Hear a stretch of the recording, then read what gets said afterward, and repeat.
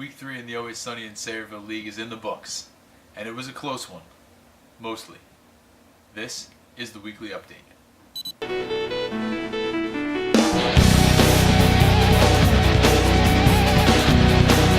Week 3 featured some pretty close games.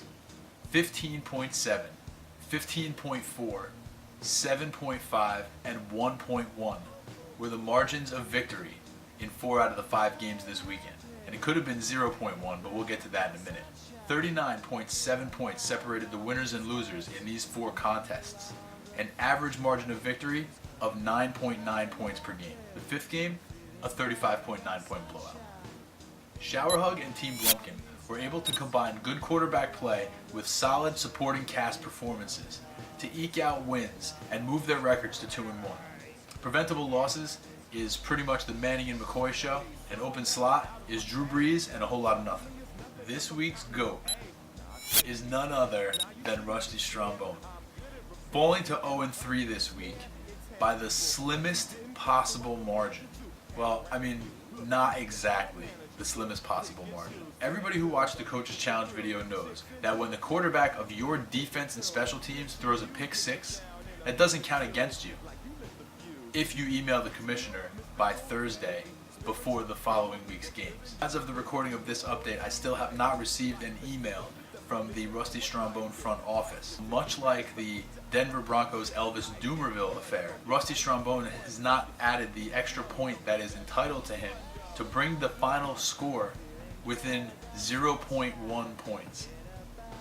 Rusty Strombone, still a loser, benched Antonio Brown right before the game for James Starks, drinking the James Starks Kool-Aid, figuring whoever's the running back in Green Bay is going to put up a lot of points. Well, James Starks goes 5.5.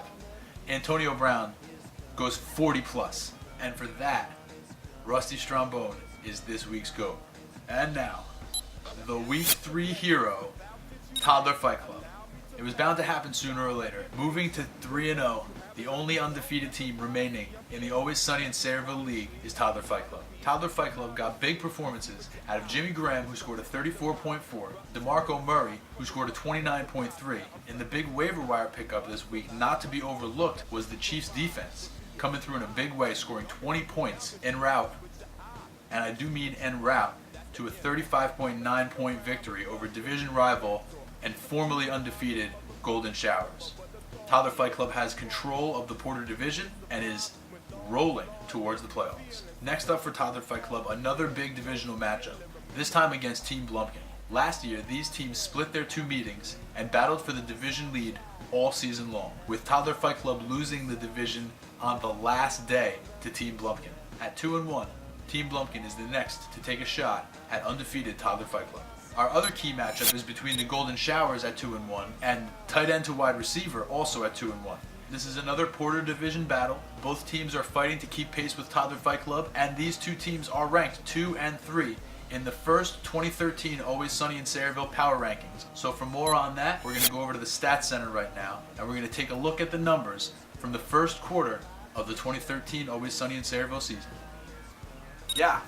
Hi, welcome to the stat room, where I'm pretty much just gambling that this is going to look right in post. Okay, so this is just about the quarter point of the season, so I figured I would just throw some numbers at you, what kind of trends we're looking at so far. Okay, records. We have 1 undefeated team left, Toddler Fight Club at 3-0. We have 2 0-3 teams, Rusty Strombone and the Gotham Rogues. We have 2 1-2 teams, Preventable Losses and Open Slot. And we have 5 2-1 teams. Okay, points scored. Toddler Fight Club is the number 1 team in points scored with 493.9. Number 2, 42 points off the lead, is Preventable Losses at 451.9. But 47% of those points were scored in Week 1's 210.4 point blowout. Number 3, 70.6 points off the lead, is the Golden Showers. And in 4th place, 96.5 points off the lead, is tight end to wide receiver. Bringing up the back end, the lowest scoring team in the league with just 340.9 points is Open Slot. Points against. Rusty Strombone leads the league with 463.1 points scored against his poor little low scoring team. That's good enough for a negative 113.5 point scoring differential, the largest in the league, which means Anthony's getting beat by an average of 38 points a game.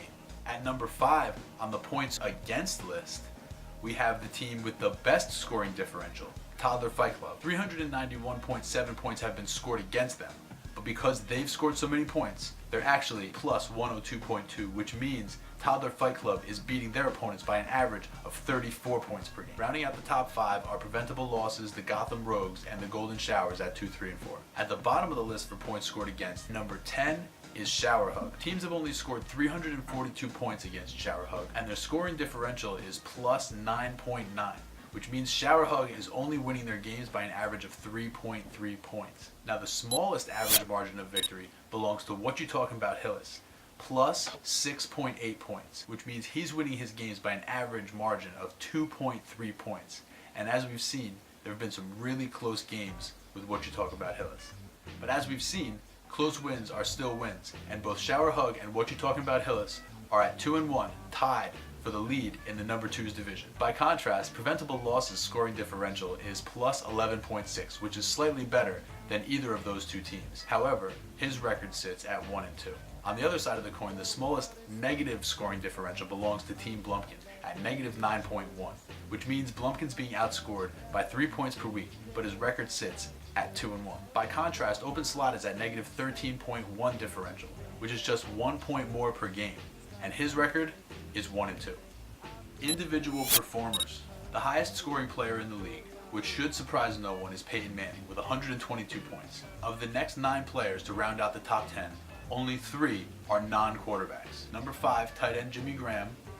Number 7, wide receiver Julio Jones. And number 9, running back Jamal Charles. The other notable names that round out this list: number 2, Mike Vick. Number 3, Aaron Rodgers. Number 4, Phil Rivers. Number 5 is Graham. Number 6 is Breeze. Number 7 is Julio. 8 is Matthew Stafford. 9 is Jamal Charles. And number 10, stud quarterback from the St. Louis Rams, Sam Bradford. That's right, Sam Bradford is the number 10 scoring player in fantasy football right now. He's been on the bench for the Rusty Strombone for the last 3 weeks.